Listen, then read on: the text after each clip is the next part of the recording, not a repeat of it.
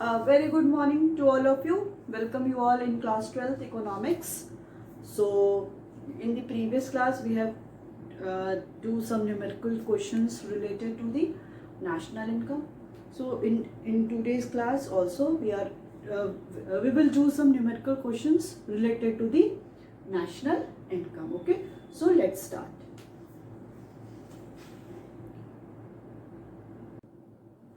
चलिए, एक क्वेश्चन है यहाँ पे, calculate GVA at factor cost.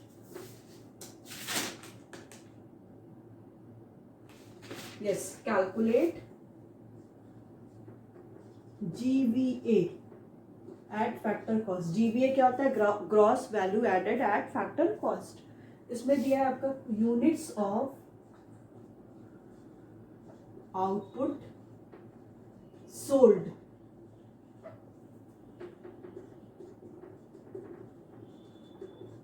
Unit of output sold कितना हो गया? 1000. नेक्स्ट है आपका प्राइस पर यूनिट 30.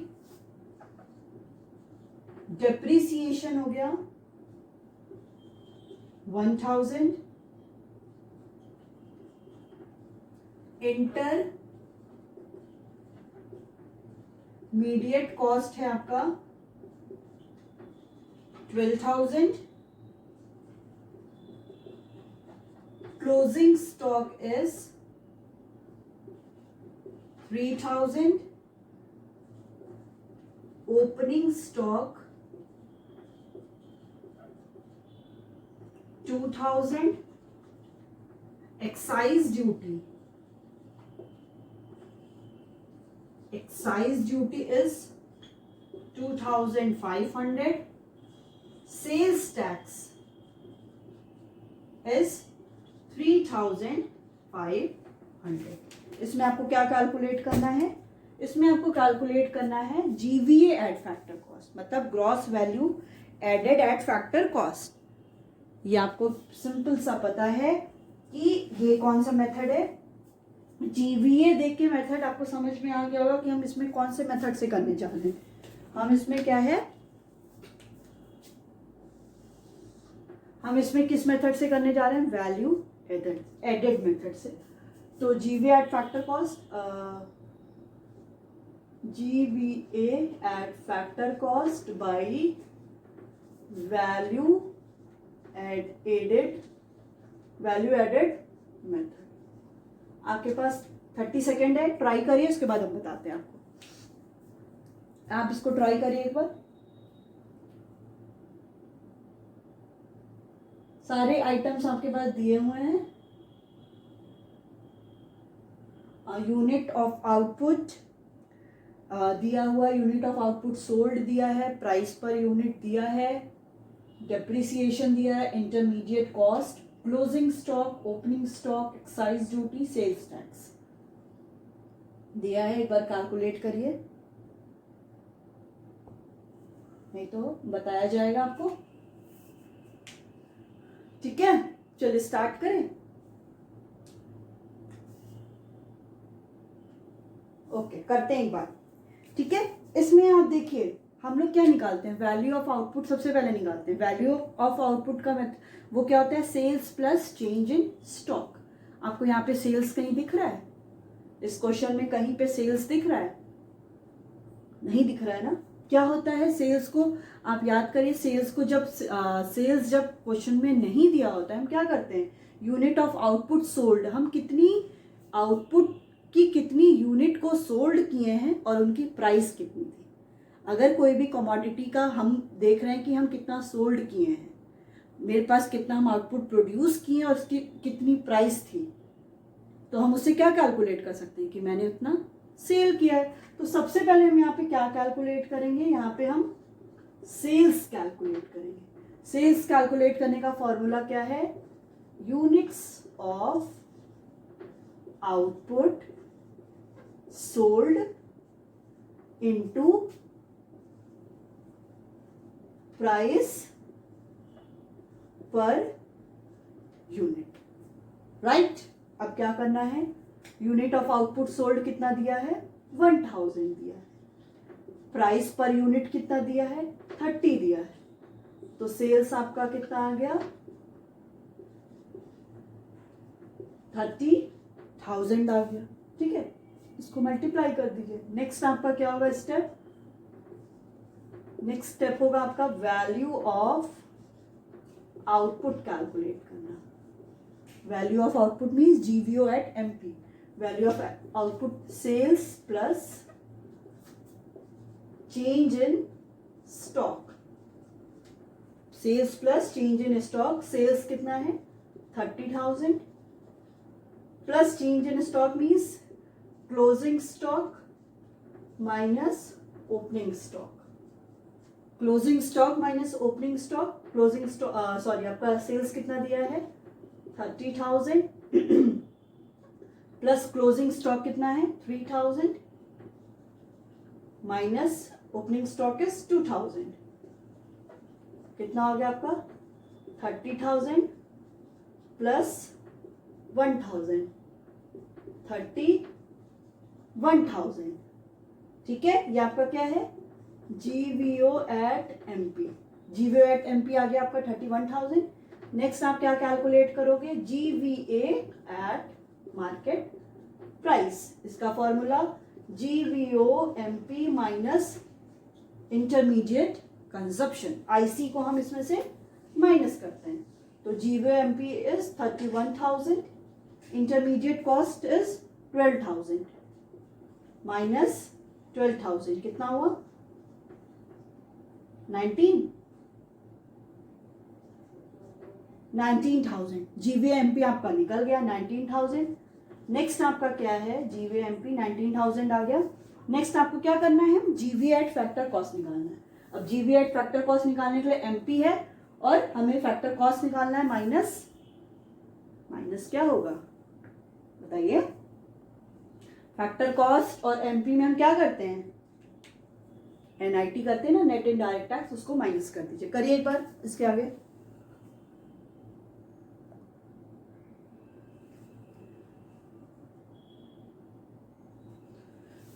इसको कहना है रब, यहाँ पे मैं रब कर देती हूँ ऊपर का। यहाँ तो समझ में आ गया होगा सेल्स कैसे निकाले ना। इसको रब करते हैं तो थोड़ा सा जगह होगा। ठीक है, हमारा जीवीएमपी आ गया। हमें कैलकुलेट करना है जीवीए एट फैक्टर कॉस्ट। तो जीवीए एट एमपी माइनस और प्लस, फैक्टर कॉस्ट निकालना है तो एमपी में से माइनस करेंगे कि प्लस करेंगे, एनआईटी बताइए। एनआईटी माइनस करेंगे। ठीक है, जीवीएमपी आपका कितना दिया है, 19,000 माइनस एनआईटी। यहाँ पे आपको कुछ दिख रहा है, नेट इनडायरेक्ट टैक्स दिख रहा है, बताइए। यूनिट ऑफ आउटपुट सोल्ड है नहीं, प्राइस पर यूनिट है नहीं, डेप्रिसिएशन है नहीं, इंटरमीडिएट कॉस्ट है नहीं, क्लोजिंग ओपनिंग से मतलब है नहीं, excise duty and sales tax, ये जो दोनों होते हैं वो इनडायरेक्ट टैक्स होते हैं। आपको बताया है मैंने कि 2 टाइप्स के टैक्स होते हैं, डायरेक्ट टैक्स और इनडायरेक्ट टैक्स। ठीक है, इनडायरेक्ट टैक्स में जो बर्डन होता है वो डायरेक्टली नहीं होता है, हम वो बर्डन किसी और पे शिफ्ट कर सकते हैं। तो जो सेल्स टैक्स और जो एक्साइज ड्यूटी है, ये दोनों आपका इनडायरेक्ट टैक्स होता है। जरूरी नहीं है कि आपके क्वेश्चन में डायरेक्टली इनडायरेक्ट टैक्स दे दें, आपको इनडायरेक्टली क्या है, डायरेक्टली आपको ना देके इनडायरेक्टली एक्साइज ड्यूटी दे दे और आपको नहीं पता है कि ये डायरेक्ट टैक्स है कि इनडायरेक्ट टैक्स है, तो यू शुड नो कि एक्साइज ड्यूटी क्या होता है, इनडायरेक्ट टैक्स होता है। तो ये दोनों ही आपका क्या है, इनडायरेक्ट टैक्स है। अब ऐसा भी हो सकता है कि एक जगह आपको एक्साइज ड्यूटी दे दे और एक जगह आपको कॉर्पोरेशन टैक्स दे दे या इनकम टैक्स दे दे। तो अब ये नहीं कि बस टैक्स दे के उठा के यहाँ पे रख दीजिए, वो क्या है, डायरेक्ट टैक्स है। इनकम टैक्स, कॉर्पोरेशन टैक्स आपका डायरेक्ट टैक्स है, तो वहां पे आप इंक्लूड नहीं करोगे। तो यहाँ पे आपका ये दोनों ही क्या है, इनडायरेक्ट टैक्स है। तो इन दोनों को आप सम कर दो, 2500 प्लस 3500 कितना आया, 19,006। GVA at factor cost equal to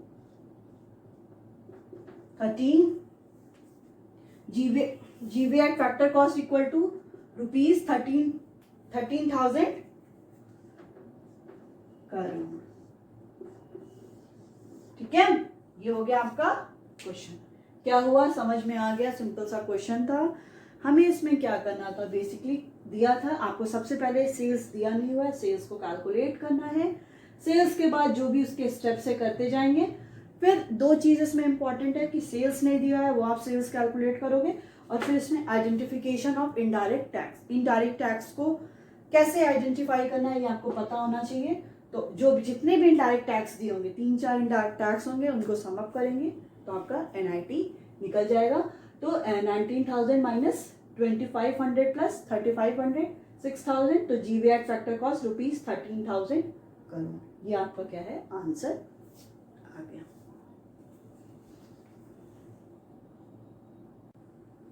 चल एक और क्वेश्चन करते हैं।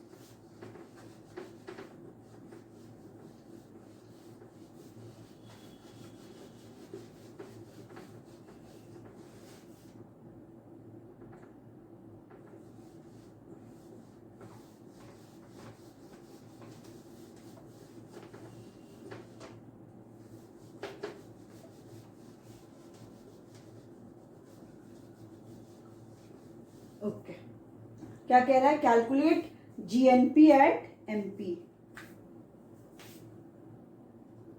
Calculate GNP at MP.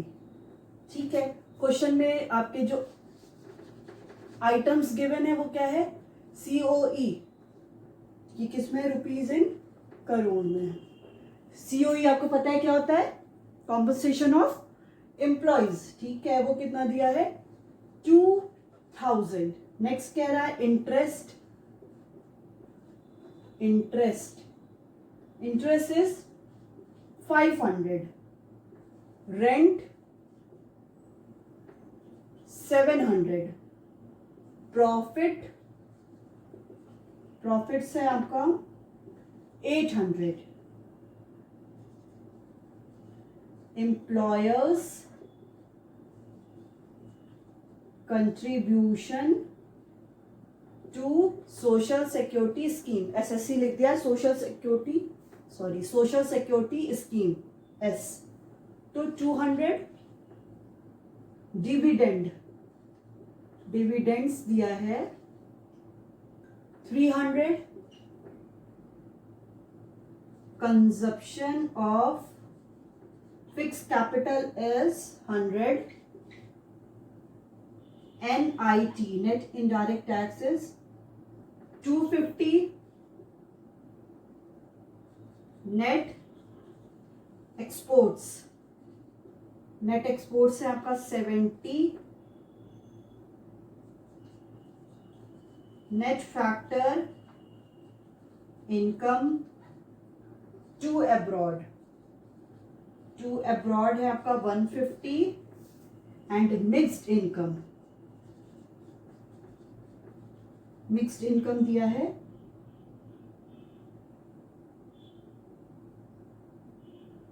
1,500।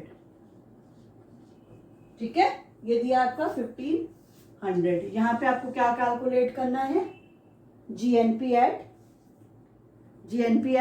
MP. आपके पास 1 मिनट का टाइम है, करिए इसको। एकदम सिंपल सा क्वेश्चन, आपके पास सब कुछ दिया हुआ है।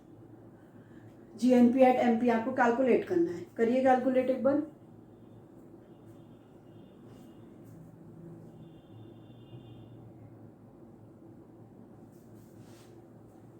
फॉर्मूला पता है,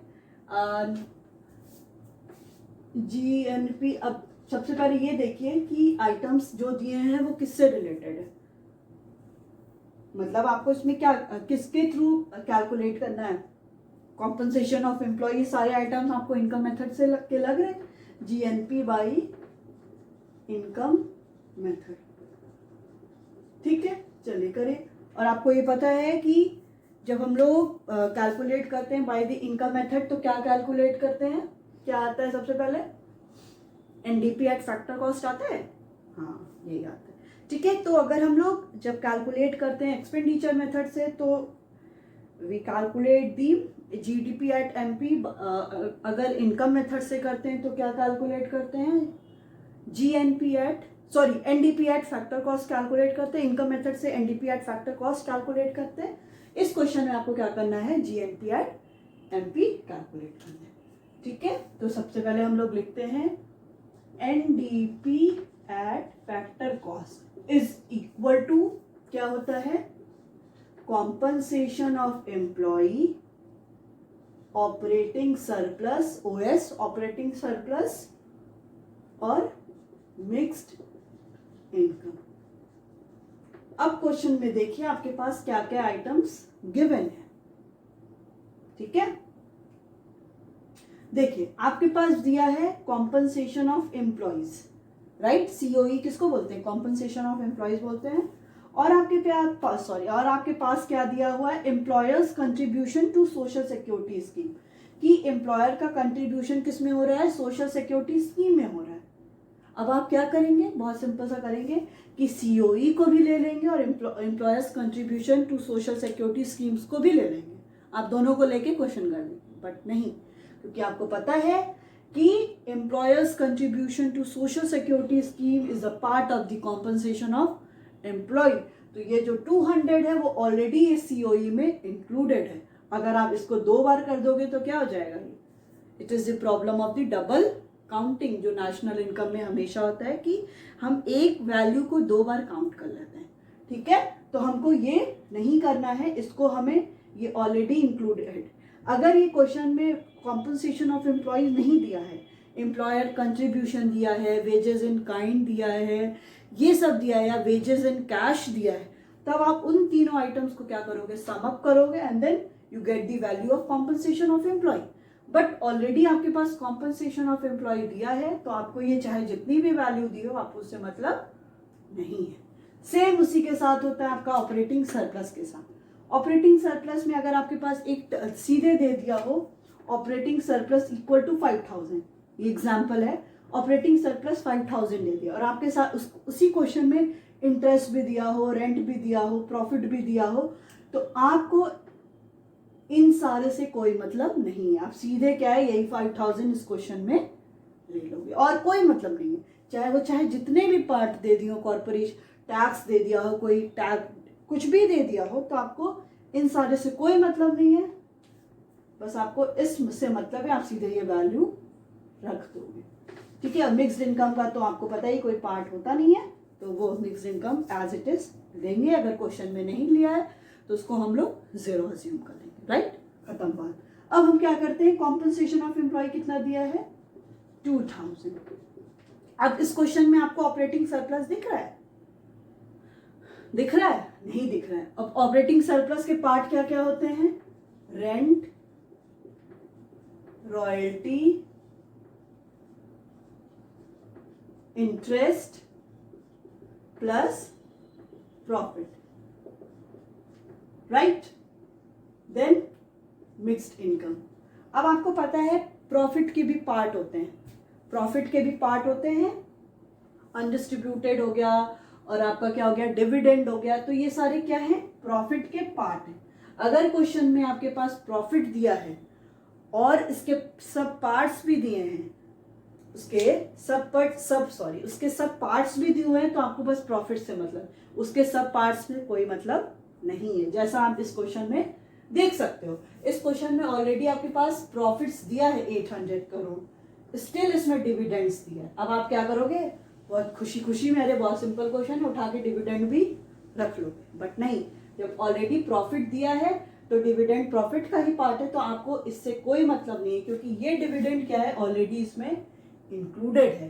तो अगर ये करेंगे तो क्या हो जाएगा, आपका डबल काउंटिंग हो जाएगा, तो हमको उससे कोई मतलब नहीं है। ठीक है, तो अब यहाँ पे लीजिए, यह हो गया आपका 2000, रेंट कितना दिया हुआ है 700, रॉयल्टी आपको दिया नहीं है, इंटरेस्ट कितना है, इंटरेस्ट इज 500,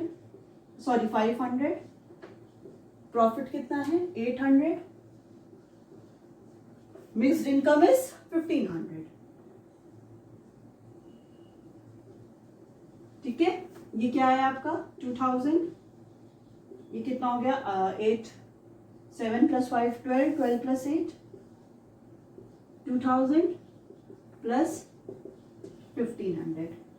ठीक है, तो आपका एनडीपी एट फैक्टर कॉस्ट आ गया आपका 22450 रुपीज 5500 करो। राइट, अब आपको इस क्वेश्चन में क्या निकालना है, GNP at market price, gross national product at market price निकालना है। आपके पास NDP at NDP at factor cost आ गया है। So GNP at market price equal to NDP at factor cost, gross है और आपके पास नेट है, तो क्या करोगे, डेप्रिसिएशन माइनस और प्लस, माइनस होगा ना, डेप्रिसिएशन यहाँ पे क्या होगा, प्लस होगा। यहाँ पे क्या है, नेशनल है, राइट, और आपके पास डोमेस्टिक है, तो यहाँ पे एनएफआईए प्लस होगा क्योंकि हम नेशनल निकाल रहे हैं। एमपी निकालना है और यहाँ पे क्या है, फिक्स कॉस्ट है, तो यहाँ पे प्लस क्या होगा आपका, एनआईटी। ठीक है, तो एनडीपी एट फैक्टर कॉस्ट आपके पास कितना दिया हुआ है, 5500।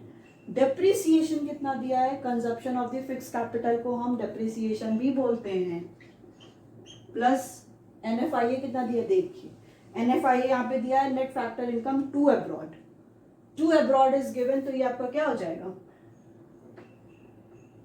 -150 हो जाएगा ना, वही सेम चीज, received minus paid, to abroad है तो मतलब हम पे कर रहे हैं, तो ये प्लस माइनस, बाहर प्लस है और अंदर माइनस है, देखिए ये प्लस है और अंदर क्या है, 0 माइनस 150 प्लस एनआईटी क्या है, 250, 5500 प्लस 100 प्लस माइनस -150 प्लस 250। अब इसको सम करिए और इससे माइनस कर दीजिए, कितना आएगा, 5500 प्लस 250 100 5850 माइनस 150, माइनस करिए इसको, स्पेस नहीं है, 5850 माइनस 150 कितना हो गया, देन आपका GNP at MP equal to 5700 rupees 5700 करो। ठीक है, ये आपका क्या हो गया, आंसर आ गया, कुछ नहीं था, सब कुछ आपके सामने वैल्यूज दी थी, बट आपको क्या करना है, इसमें आइडेंटिफाई करना है कि अगर जो मेन पॉइंट है वो दिया है तो उसके सब पॉइंट से आपको कोई मतलब नहीं है, आप उसको लीव कर दो। ठीक है, ये इसके बाद आपको ये सब चीजें आती है, तो जीएनपी एट एमपी क्या हो गया आपका 5700 कर लोगे, राइट।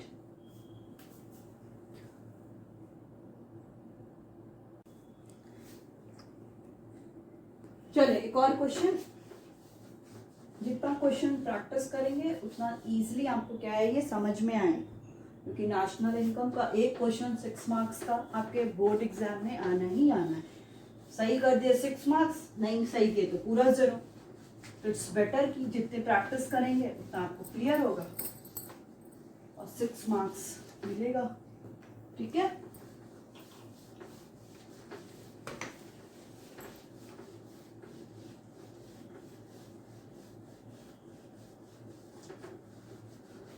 चलिए क्या है क्वेश्चन देखते हैं। कैलकुलेट क्या करना है, यहाँ पे नेशनल इनकम को कैलकुलेट करना है। कैलकुलेट नेशनल इनकम, आपको दिया है एनडीसीएफ दिया है, net domestic capital formation rupees in crore. NDCF दिया है आपको 150, GFCE government final consumption expenditure है आपका 300, नेट फैक्टर एनएफआईए दिया है -20, पीएफसीई दिया है 600, डेप्रीसिएशन दिया है 30, नेट एक्सपोर्ट्स, अब आइटम्स देख के समझ गए होंगे कि किस मेथड से निकालना है। 50 दिया है, नेट एक्सपोर्ट दिया है 50, NIT दिया है आपका 90 and net current transfer, net current transfer from rest of the world 40। जैसे कभी भी आपको क्वेश्चन में क्या दिया है, net current transfer from rest of the world, तो ये मत सोचा करिए कि आइटम कहाँ पे इंक्लूड होगा, क्योंकि नेट करेंट ट्रांसफर है फ्रॉम अब्रॉड, मतलब ये क्या है, ये ट्रांसफर पेमेंट है, मतलब यूनिलैटरल ट्रांसफर है जो वन साइडेड होता है, which is not included in while calculating the national income. जब हम नेशनल इनकम को कैलकुलेट करते हैं तो net current transfer from rest of the world को इंक्लूड नहीं करते हैं, राइट। अब हम क्या करते हैं, यहाँ पे क्या कैलकुलेट करना है, NI कैलकुलेट करना है by the expenditure method, NI bye expenditure method, right. आपको पता है एक्सपेंडिचर मेथड से क्या निकलता है, GDP एट MP, और हमको निकालना है नेशनल इनकम। तो हम यहाँ पे क्या लेंगे, देखिए एक चीज और आ गया, हमें यहाँ पे फिर से क्या कैलकुलेट करना है, नेशनल इनकम कैलकुलेट करना है। और यहाँ पे क्वेश्चन ने क्या दिया आपको, N दिया है, मतलब नेट दिया है, तो आप सिंपली क्या करोगे, यहाँ पे NDP एट MP निकाल लोगे ना, क्योंकि ऑलरेडी ये नेट दिया है और हमको निकालना है नेशनल इनकम। फिर आपको डेप्रिसिएशन को क्या करना पड़ेगा, ऐड करना पड़ेगा, इसको चेंज करने पड़ेगा, इस बेटर कि हम सीधे N ले लें, ठीक है। तो हम पहले क्या लेंगे, 300 government final consumption expenditure, then private final consumption expenditure 600 हो गया, नेट डोमेस्टिक कैपिटल फॉर्मेशन है आपका 150, नेट एक्सपोर्ट दिया है आपका 50, कितना आ गया, NDP एट MP आपका आ गया 9 हो गया, ये 6 + 3 और ये 200, 1100 आ गया। आपको क्या कैलकुलेट करना है, आपको कैलकुलेट करना है NNP एट फैक्टर कॉस्ट। आपके पास 10 सेकेंड है, इसको करके बताइए, थोड़ा आप लोग भी प्रैक्टिस करेंगे ना, इसको करिए।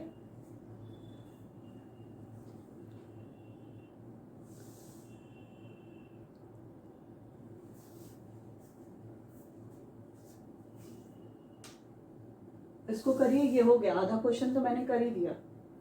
इसमें क्या किया गया, इसमें हमने आपको फिर से बता रहे हैं कि जब हमको नेशनल इनकम कैलकुलेट करना है और हमको पता है एक्सपेंडिचर मेथड से हम क्या कैलकुलेट करते हैं, GDP eight market price calculate करते हैं, बट यहाँ पे ऑलरेडी आपको national income means N calculate करना है। GDP MP में हम क्या लेते हैं, government GFC government final consumption expenditure, private final consumption expenditure, gross domestic capital formation plus net export. आपको पता है क्या होता है, C + I + G + X - M, ये लेते हैं हम लोग। तो आपका क्या है, यही हम सारे आइटम्स से कैलकुलेट करते हैं national GDP at MP, but आपके क्वेश्चन में ऑलरेडी यहाँ पे नेट डोमेस्टिक कैपिटल फॉर्मेशन दिया है और आपको कैलकुलेट भी नेट करना है, तो आपको कोई जरूरत नहीं है इसको कन्वर्ट करने के लिए, डायरेक्टली आप क्या कर सकते हो, NDP एट MP निकाल सकते हो, ठीक है। इतना हो गया।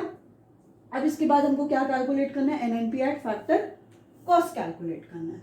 तो क्या होगा, NDP एट MP, ठीक है। नेट चेंज नहीं करना है हमें, क्या दो चेंज करना है, यहाँ पे ये करना है और ये करना है। आपको पता है नेट नेशनल प्रोडक्ट मीन्स हमें नेशनल कैलकुलेट करना है, आपके पास डोमेस्टिक है।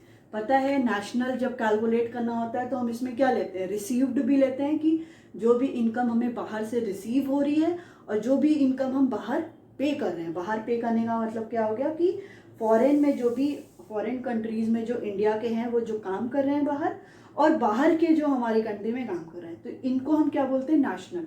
तो ये जो टर्म है national, it is the broader then the domestic.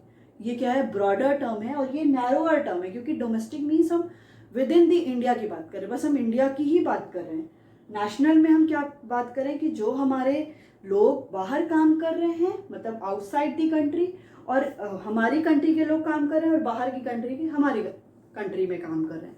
तो ये हम NFI हम कैसे कैलकुलेट करते हैं? Factor income received from abroad to minus factor income paid to abroad. हमें यहाँ पे नेशनल निकालना है, नेशनल मीन्स ब्रॉडर टर्म निकालना है, तो हम यहाँ पे क्या करेंगे? NFIA को प्लस करेंगे। फिर आपका क्या हो गया? फैक्टर कॉस्ट यहाँ पे क्या करना है? फैक्टर कॉस्ट हमें निकालना है, हमारे पास MP है तो हम NIT को माइनस करेंगे, ठीक है। NNP आपकी NDP एट MP आपका 1100 दिया है। NFIA कहाँ दिया है?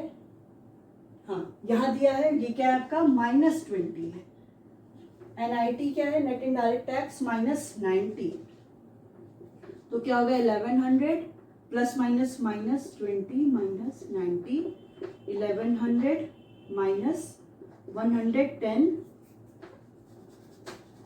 देन आपका NNP एट फैक्टर कॉस्ट कितना आ गया? रुपीज